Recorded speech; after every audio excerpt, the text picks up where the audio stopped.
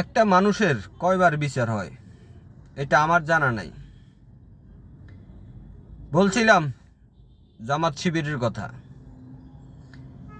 জামাত শিবির মানলাম 71 সালে তারা ভুল করছে, কিন্তু এই ভুলের জন্য তো তাদের দলের মেন নেতাগুলারে ফাঁসিতে শাহাদাত বরণ করছে। তাহলে এখন কেন আবার সেই 71-এর কথা নিয়ে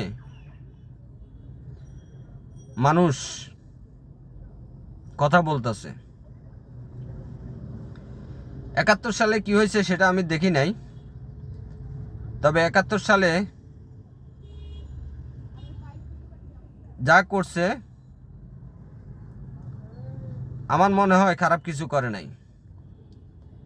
যদি খারাপ কিছু করতো তাহলে জামাত শিবির বাংলাদেশে রাজনীতি করতে পারতো না।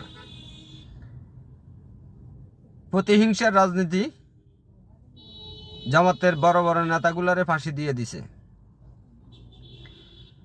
এখন আমার কথা হচ্ছে, ফ্যাসিস্ট হাসিনা এটার তো বিচার করছে, 71-এর যুদ্ধাপরাধীর বিচার করছে। বিচারের পরে আমি গত সপ্তাহে একটা ভিডিও দেখলাম, বিএনপির কোনো এক নেতা বলতেছে যে জামাতকে অতীতের ভুলের জন্য ক্ষমা চাইতে হইব। অতীতের ভুলটা কি? অতীতের ভুলের তো বিচার হয়ে গেছে, বিচার আবার কয়বার করব? আপনাদের যদি কারো জানা থাকে একটু জানাবেন, একজন মানুষকে কয়বার ফাঁসি দিতে পারে? তারা যদি ভুল করে থাকে, এই ভুলের বিচার তো আওয়ামী লীগ সরকার করে গেছে, তাহলে এই কথা কেন আবার বারবার রিপিট করা হচ্ছে?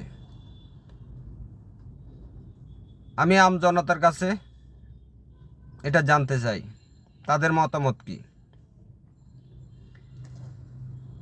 আশা করি সঠিক উত্তরটা পামু। আল্লাহ হাফেজ, ভালো থাকবেন। আসসালামু আলাইকুম।